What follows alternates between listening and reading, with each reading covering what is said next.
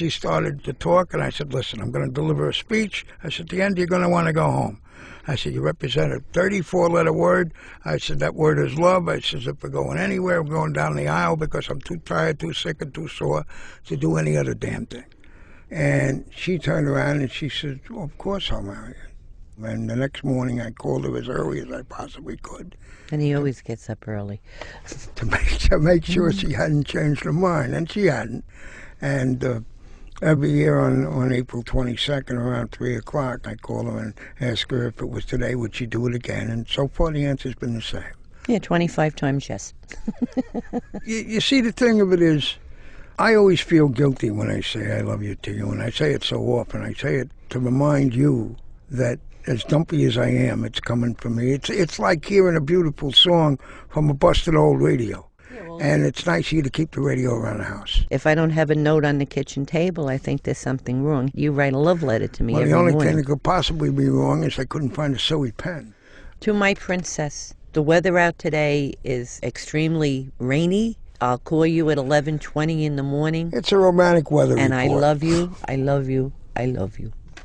When a guy is happily married, no matter what happens at work, no matter what happens in the rest of the day, there's a shelter when you get home. There's a knowledge, knowing that you can hug somebody without them throwing you downstairs and saying, get your hands off me. And being married is like having a color television set. You never want to go back to black and white.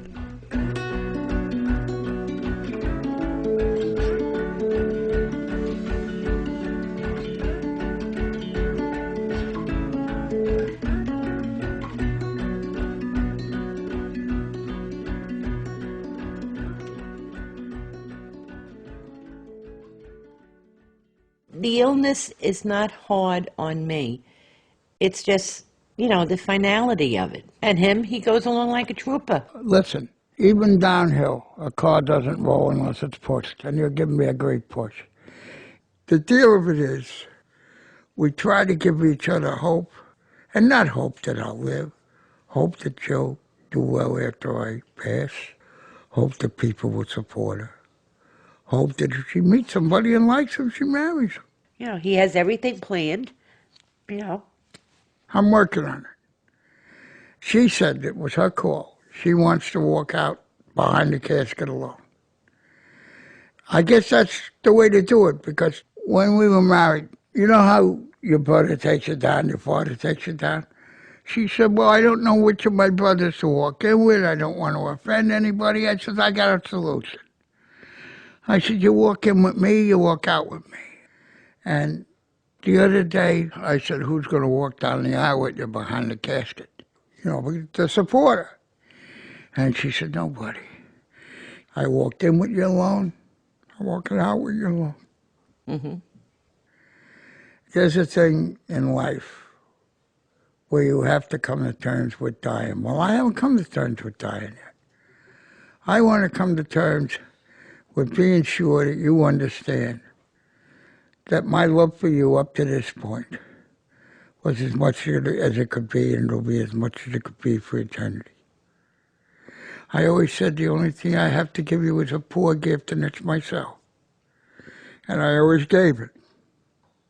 And if there's a way to come back and give it, I'll do that too. Do you have the Valentine's Day letter there? Yeah. My dearest wife, this is a very special day. It is a day on which we share our love, which still grows after all these years. Now that love is being used by us to sustain us through these hard times. All my love, all my days, and more. Happy Valentine's Day. I could write on and on about her. She lights up the room in the morning when she tells me to put both hands on her shoulders so she can support me. She lights up my life when she says to me at night, wouldn't you like a little ice cream? Or would you please drink more water? I mean, those aren't very romantic things to say, but they stir my heart.